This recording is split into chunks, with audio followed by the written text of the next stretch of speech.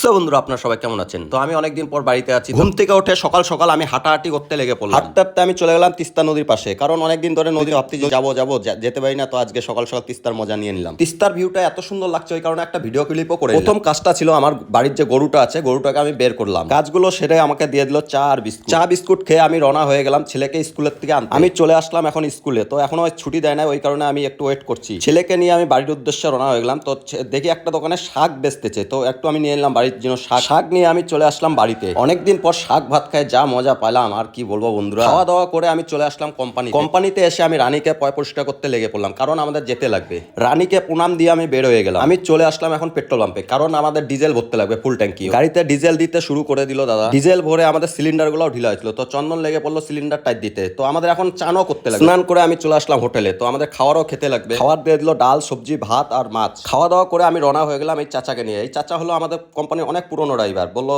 বাড়ি যাবে। চাচার বাড়ি অ্যাকচুয়ালি শিলিগুড়ি। আমাদের গ্যাস সিলিন্ডার উনুনটা খারাপ হয়েছিল, তো ওইটাকে আমরা বানাতে লেগে পড়লাম। আজকে এতটুকুই। নেক্সট ভিডিওতে আপনাদের সাথে দেখা হচ্ছে। Tata, bye bye.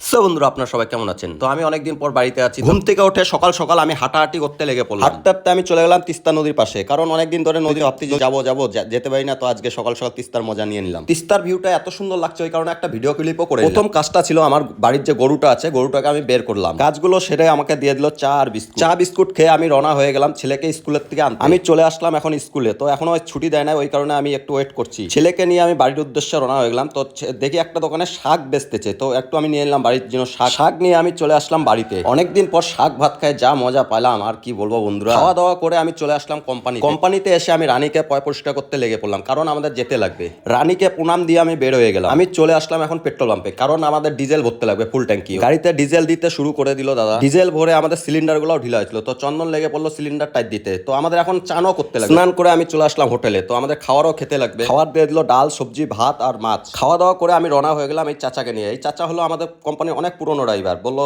বাড়ি যাবে। চাচার বাড়ি অ্যাকচুয়ালি শিলিগুড়ি। আমাদের গ্যাস সিলিন্ডার উনুনটা খারাপ হয়েছিল, তো ওইটাকে আমরা বানাতে লেগে পড়লাম। আজকে এতটুকুই। নেক্সট ভিডিওতে আপনাদের সাথে দেখা হচ্ছে। Tata, bye bye.